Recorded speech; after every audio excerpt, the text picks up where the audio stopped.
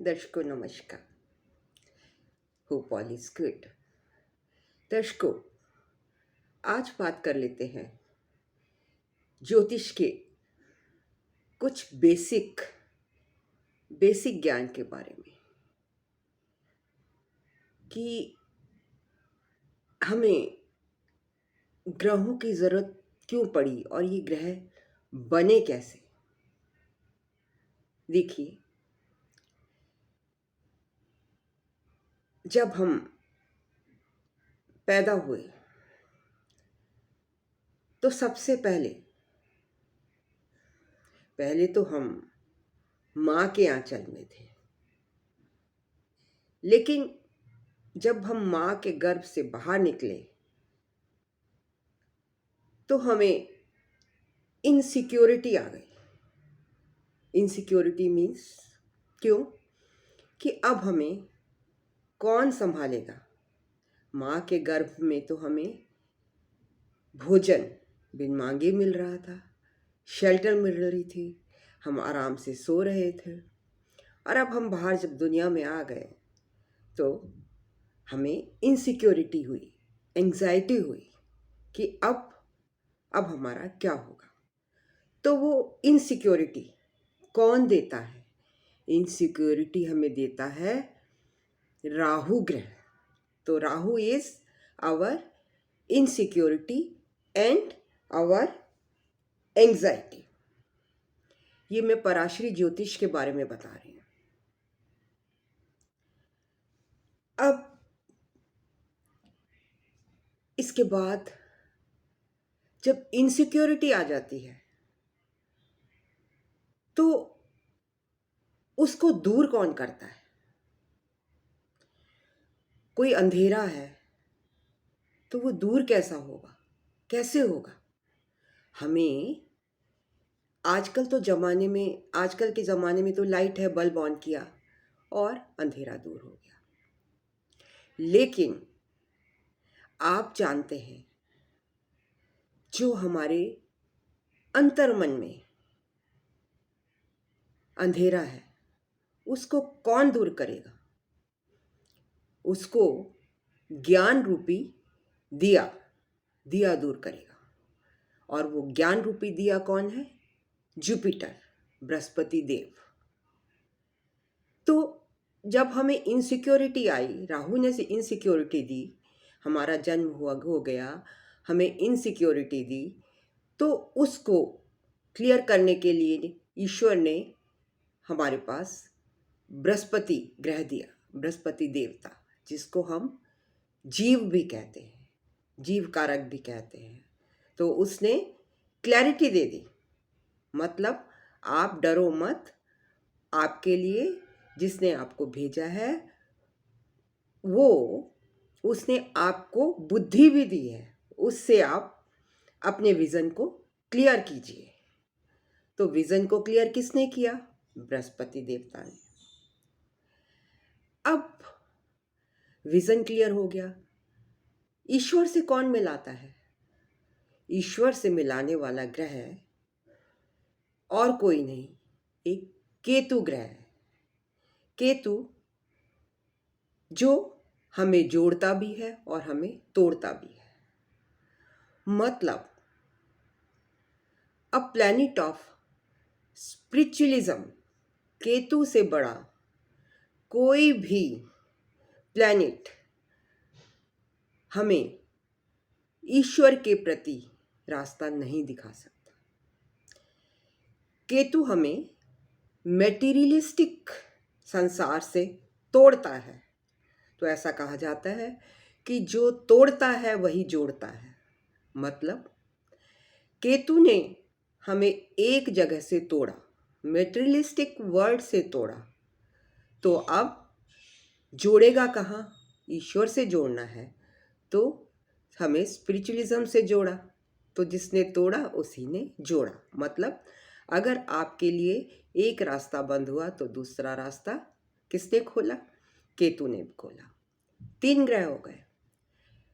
अब प्रश्न उठता है कि हमारी उत्पत्ति कैसे हुई? उत्पत्ति का कारण कौन है? हमारी उत्पत्ति का कारण है सूर्य देवता, सन, विच इज आवर सोल, जो कि उत्पत्ति के कारक हैं। उनके बिना संसार में कुछ भी पॉसिबल नहीं है। ठीक है, बृहस्पति ऑक्सीजन प्रदान कर सकते हैं, लेकिन वो जीव है। लेकिन जीव जब तक आत्मा से नहीं जुड़ेगा तो जीवात्मा का निर्माण कैसे होगा, जन्म कैसे होगा? तो सूर्य देवता हमारी आत्मा है, जो कि इस संसार के लिए बहुत ही इम्पोर्टेंट प्लेस रखते हैं। मतलब उनके बिना धरती पर कुछ भी पॉसिबल नहीं है। अब जब सूर्य देवता ने हमें जन्म दे दिया, तो अब राहु ने फिर से इनसिक्योरिटी दी कि जन्म, अरे भाई अब तुझे पालेगा कौन? राहु का काम तो यही है ना, इनसिक्योरिटी देना। तो ईश्वर ने चंद्र देवता, चंद्र माँ, जिसके पीछे लगा है माँ की उत्पत्ति की, चंद्रमा प्लैनेट की, ग्रह की उत्पत्ति की, जिसका नेचर है सैक्रिफाइसिंग, लव, अफेक्शन। माँ से ज़्यादा केयरिंग कोई नहीं हो सकता। सैक्रिफाइसिंग नेचर किसी का नहीं हो सकता। It is a very cool planet. तो जब आत्मा ने जन्म लिया, हमने जन्म लिया, जीवात्मा आई, तो उसको संभालने के लिए, सेक्रीफाइस करने के लिए कौन आई? हमारी माता आई, मतलब चंद्रमा, चंद्र ग्रह की उत्पत्ति हुई। अब चंद्रमा के बाद जब चंद्र ग्रह की उत्पत्ति हो गई, बच्चा पैदा हो गया, तो उसके लालन पालन के लिए माँ को क्या चाहिए? धन दौलत चाहिए, पैसा चाहिए। ठीक है, कुछ वक्त तक वो बच्चे को फीड करके उसका लालन पालन कर सकती है, लेकिन एक फीडिंग ही तो उस बच्चे की नीड नहीं है। तो क्या नीड है? उसकी अगली नीड है रोटी, कपड़ा और मकान। तो इस रोटी, कपड़ा और मकान को कौन पूरा करेगा? ये देने के लिए ईश्वर ने शुक्र ग्रह की उत्पत्ति की। शुक्र, जो कि पैसा है, क्योंकि पैसे के बिना तो कुछ भी नहीं होता। अब हमारे पास आ गया पैसा। अब पैसे का यूज कैसे होगा? पैसा पड़ा है, जब तक आप में बुद्धि नहीं होगी तो उस पैसे का यूज कैसे होगा? तो ईश्वर को क्या करना पड़ा?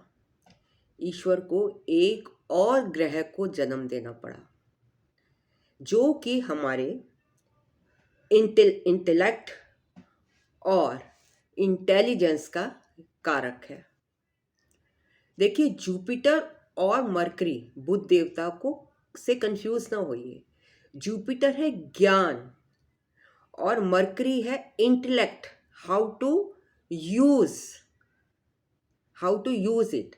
तो वो समय पर यूज करने के लिए, उस पैसे को यूज करने के लिए मरकरी देवता की उत्पत्ति हुई। मरकरी ग्रह आ गए। अब हमारे पास पैसा है, हमारे पास इंटेलेक्ट है, लेकिन जब तक हम कार्य नहीं करेंगे, कर्म नहीं करेंगे, तो उस पैसे का क्या यूज? तो कर्म करने के लिए, कर्म कारक कौन है? एक और ग्रह की उत्पत्ति करनी पड़ी। और वो कौन है? वो है शनि देवता। तो इस तरीके से शनि देव की उत्पत्ति हुई, जिसने कि कर्म करना शुरू किया और उसको ईश्वर ने एक उपाधि दी न्यायकारक की, कि मैंने दुनिया में इतने ग्रह बना दिए और इतने लोगों की उत्पत्ति कर दी, तो इसमें ये लोग अपने पिछले जन्म के कर्मों के रिलेटेड अच्छे या बुरे कर्म करेंगे। ये तो मैंने आपको बताया कि इस तरीके से ग्रहों की उत्पत्ति हुई, लेकिन ग्रहों की उत्पत्ति तो बहुत पहले ही हो गई ना।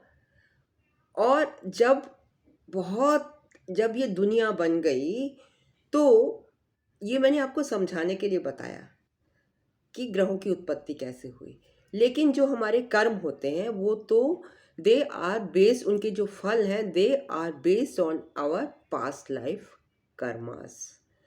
तो ईश्वर ने शनि देव को ड्यूटी दी कि जैसे जैसे कर्म व्यक्ति करेगा उसका फल देने की आपके पास पावर है। इसीलिए उसे न्यायकारी शनि कहा जाता है। उससे डरने की कोई ज़रूरत नहीं है। अगर आप अपनी लाइफ में अच्छे कर्म करोगे तो शनिदेव, लोग शनि की साढ़े साती से डरते हैं। क्यों डरते हैं? क्योंकि उनके कर्म, उन्हें मालूम होता है कि हमने अपनी ज़िंदगी में ऐसे बहुत से कर्म किए हैं जिनकी पीड़ा हमको सहनी पड़ेगी। इसीलिए शनि को पीड़ा का कारक भी कहा गया है। अदरवाइज मेरी दृष्टि में शनि सबसे अच्छे ग्रह है। वो किसी को भी विदाउट एनी रीज़न पीड़ा नहीं देते। जो लोग अच्छे कर्म करते हैं उनकी साढ़े साती बहुत ही अच्छी जाती है। वो हाई लेवल पर, हाई स्टेटस पर पहुंचते हैं। तो ये थे कि ग्रहों की उत्पत्ति कैसे हुई। अब जब हम कुंडली देखते हैं तो सबसे पहले 9 ग्रह जो कि मैंने आपको बताए उनका जानना बहुत ज़रूरी होता है। उसके बाद आते हैं घर। देखिए कुंडली में 12 घर हैं। तो अगर आपको कह दिया जाए एक सोसाइटी में 12 हाउसेस हैं कि आप जाइए, आप घर में चले जाइए, तो क्या आप बिना जाने घर में जा सकते हैं? मेरे घर आ सकते हैं? अगर आपको मेरे घर का नंबर ना पता हो, नहीं आ सकते। तो आपका नेक्स्ट क्वेश्चन होगा कि कितने नंबर घर में जाना है। तो इसी तरीके से जब आपको नंबर पता चल जाता है तो ये नंबर क्या है? ये हमारी कुंडली की राशि को दर्शाता है। इसको हम राशि कहते हैं। मतलब 1 से 12 तक राशियां होती हैं और 12 खाने होते हैं। उन खानों को घर कहा जाता है और घर के बीच में राशि होती है। जैसे मैंने अलॉटमेंट ऑफ नंबर्स, जैसे कि घरों में नंबर अलॉट होते हैं, वैसे ही यहाँ पर राशियाँ अलॉट होती हैं। तो हमारे पास घर हो गया, कुंडली में राशि हो गई। अब आई बात ग्रह की। तीसरी इंपॉर्टेंट चीज क्या होती है? ग्रह। ग्रह क्या है? ग्रह हमारे पिछले जन्म में किए गए कर्म के अकॉर्डिंग ईश्वर के भेजे हुए एजेंट है। मतलब ग्रह planets are the career of our karmas फल, जो हम अपने पास्ट लाइफ में कर्म करके आए हैं उनके फल कौन देगा? उनके फलों को देने की पावर किसके पास है? इन एजेंट्स के पास है, जिनको हम ग्रह कहते हैं, जो कि कुंडली में डिफरेंट घरों में, राशियों में प्लेस्ड होते हैं। ये हमारे एक्शन के अकॉर्डिंग, पास्ट लाइफ एक्शंस के अकॉर्डिंग हमें रिजल्ट देते हैं। अब हमने ग्रहों के बारे में जान लिया, हमने राशियों के बारे में जान लिया, घरों के बारे में जान लिया। अब ठीक है, आपके सामने कुंडली है, कोई आपको कुंडली दिखाने आया है, तो वो आपसे पूछेगा ठीक है, मुझे मेरे कर्मों के अनुसार ये फल मिलेगा। तो ग्रह तो हमें सिर्फ हमारे कर्मों के फल दर्शाते हैं, लेकिन ये कौन बताएगा कि इन ग्रहों के फल कब मिलेंगे? मैं आपसे पूछूंगी, आज मिलेगा, कल मिलेगा, 10 साल बाद मिलेगा, या कब मिलेगा? मेरी तो ये एंजाइटी रहेगी, राहु तो ये एंजाइटी क्रिएट करता रहेगा। तो वो हमें कौन बताएगा? वो हमें वक्त बताएगा, दशा बताएगी, जिसको हम दशा कहते हैं। तो दशा क्या है? ये एक कोरियर की तरह है। मतलब जैसे जैसे हमारे किए गए कर्म प्लैनेट से कनेक्ट होते हैं, मतलब जिस घर में जो प्लैनेट बैठा है उसकी दशा आती है, उसका टाइम आता है, तब उस प्लैनेट के फल फ्रक्टिफाई होंगे, तब हमें उस प्लैनेट के फल मिलेंगे, उसकी दशा, जिस घर में जो प्लैनेट बैठा है उसकी दशा में। अब ऐसा भी है कि अगर कोई प्लैनेट अच्छी राशि में बैठा है, मतलब अपनी मित्र राशि में बैठा है, उच्च की राशि में बैठा है, या नीच की राशि में बैठा है, तो आप पूछेंगे फल कैसे मिलेंगे, अच्छे मिलेंगे या बुरे? तो ये हमारे जो ये प्लैनेट हैं, जो ईश्वर के भेजे हुए एजेंट हैं, जिनको हम ग्रह कहते हैं, इनकी स्थिति पर डिपेंड करेगा कि whether they are exalted, whether they are placed in friends राशि, और दे आर डेबिलिटेटेड। तो उसके अकॉर्डिंग ही आपको फल मिलेंगे। नंबर 2, दशा। उस प्लैनेट के दशा से क्या संबंध है? क्या वो मित्र की दशा है या एनिमी की दशा है? तो इन सब चीज़ों को मद्देनज़र रखते हुए हम सामने वाले को प्रिडिक्शन देंगे। अब दूसरी बात कि अगर कोई घर खाली है और उस, तो क्या वो घर हमें इफेक्ट नहीं देगा? देगा।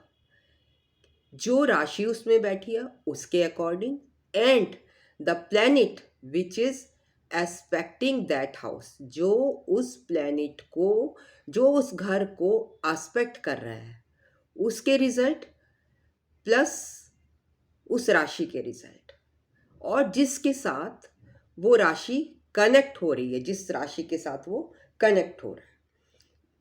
तो मान लीजिए 4 क्लाइंट्स हैं, तो क्या एक घर के चारों क्लाइंट्स के लिए सेम रिजल्ट्स होंगे? जी नहीं, वो results according to their planetary position and दशा के अकॉर्डिंग होगा। तो कुंडली में प्रॉपर टाइम पे दशा का आना भी बहुत ज़रूरी है, क्योंकि मान लीजिए कोई पैसे की दशा किसी बच्चे के पैदा होते ही आ गई, शुक्र की दशा आ गई, और दूसरे व्यक्ति की शुक्र की दशा आई कब? जब वो 40-45 साल का था, तो क्या दोनों को सेम रिजल्ट्स मिलेंगे? फायदे में कौन रहेगा? देखिए, जब बच्चा पैदा हुआ है तो उसको पैसा मिल भी जाए तो उसे पता नहीं पैसा क्या है, तो ही कैनॉट यूज़, ही और शी कैनॉट यूज़। तो क्या पैसा मिलेगा? ही नहीं मिलेगा, तो वो उसके पेरेंट्स को पैसा मिलेगा। लेकिन ज़्यादा यूज़फुल कौन सी दशा है? इसका मतलब उसको उस दशा का लाभ नहीं हुआ, कम हुआ, क्योंकि जब उसको उस चीज़ की ज़रूरत नहीं थी तब उसका वो पैसा मिला। अगर वो पैसा उसको स्टडी के टाइम पे मिलता तो वो ज़्यादा यूज़फुल होता। इसी तरह दूसरा व्यक्ति जिसको 40-45 की एज में वीनस की दशा आई है, उसको धन की दशा आई है, तो उसके लिए ज़्यादा बेनिफिशियल है। तो कुंडली में दशा को देखना, मतलब दशा is very important more than the planets. लोग खुश हो जाते हैं कि मेरे तो प्लैनेट्स बहुत अच्छे बैठे हैं, या मुझे अच्छे प्लैनेट्स होते हुए भी मेरे को रिजल्ट नहीं मिल रहा, मुझे जॉब नहीं मिल रहा। तो उसका रीज़न क्या है? उसका one and only one reason is दशा। दशा सीक्वेंस। आपकी दशा सीक्वेंस कैसी है, यही आपके ज़िंदगी के पैटर्न को, आपकी डेस्टिनी को डिसाइड करेगी। नंबर 2, ये जो ईश्वर के भेजे हुए एजेंट हैं जिनको हम ग्रह कहते हैं, इनके साथ में कोई मित्र प्लैनेट बैठा है या एनिमी प्लैनेट बैठा है, इसके अकॉर्डिंग भी आपको प्रिडिक्शन देनी होती है। अगर मित्र के साथ मित्र बैठा है तो टाइम विल बी गुड, और कोई मैलिफिक प्लैनेट बैठा है और उसके साथ में दूसरा भी मैलिफिक है तो क्या होगा? तो उसके रिजल्ट और भी ज़्यादा मैलिफिक हो जाएंगे। And it also depends on the placement of houses, किन घरों में बैठा है। जैसे कि 6, 8 इनमें अगर बैठा हो तो malefic planets are good. 3rd house में मैलिफिक प्लैनेट्स आर गुड। तो इस तरीके से आपको, सामने वाले व्यक्ति को ज्योतिष के ज्ञान के अकॉर्डिंग अपनी डेली रूटीन से, अपनी डेली जिंदगी से ऑब्जर्व करते हुए, मिलाते हुए प्रेडिक्शन देनी है। Then it will become very easy to calculate the time और इवेंट्स। और अगर थर्ड थिंग, अगर कुंडली में कोई प्लैनेट योग कारक है, धन योग बना रहा है, राजयोग बना रहा है, तो वो भी दशा में भी फ्रैक्टिफाई होंगे। जैसे कि धन योग है तो आप कहेंगे मेरे पास तो पैसा नहीं है। अरे भाई, दशा तो आने दो। धन योग क्या देता है? आपको पैसा देगा। राजयोग जनरली क्या देता है? आपको स्टेटस देता है। तो इस तरीके से आप कुंडली का विश्लेषण करेंगे। 9 ग्रह मैंने आपको बताया, ग्रह क्या होते हैं, कौन सा ग्रह क्या बताएगा। दशा sequence is very important, and you should have a thorough knowledge of placement of planets। किस घर में मैलिफिक होने चाहिए, किस घर में बेनिफिक प्लैनेट्स अच्छे इफेक्ट देते हैं। नंबर 2, कुछ योगास, बहुत तरह के योगास होते हैं कि कुंडली में योग बन रहा है या नहीं बन रहा है, दशा कब आएगी, किसकी दशा चल रही है। और ऐसा भी हो सकता है कि कोई प्लैनेट लग्न चार्ट में तो वीक नजर आ रहा है, मतलब लग्न से हो सकता है, लग्न से वो सही प्रिडिक्शन, सही पोजीशन ना बता रहा हो, लेकिन मून चार्ट से आपको उसकी सही प्रिडिक्शन आपको देने में आसानी हो रही हो। या प्लैनेट की जो स्ट्रेंथ है, मेरा कहने का मतलब प्लैनेट की स्ट्रेंथ को जानने के लिए अगर आप खाली D1 चार्ट का यूज़ करेंगे तो आपकी प्रिडिक्शन गलत हो सकती है। तो इस केस में आप, कईयों के केस में लग्न चार्ट बहुत फ्रूटफुल होता है, बड़े अच्छे से पोजीशन को बताता है, और कईयों के चार्ट में मून बहुत स्ट्रांग होता है। तो उस केस में आप लग्न से, मून से, दोनों से देखेंगे। नंबर 3, अगर फिर भी आपको प्लैनेटरी स्ट्रेंथ का पता नहीं लग पा रहा है, तो कंफर्मेशन कौन देगा? D9 चार्ट, आपका Navamsa chart. Therefore Navamsa chart is also very very important to give prediction. तो ये था मेरा एनालिसिस अबाउट पराशर कुंडली, पराशर ज्योतिष, वेरी बेसिक थिंग्स जो मैंने आज आपको बताई, but they are very important for prediction. Hope you like my video. अगर आपको मेरा वीडियो पसंद आया हो तो please do like, comment, share and subscribe. In case of any query, you can ask me on snakapur1812@gmail.com. Thank you very much for listening me so patiently.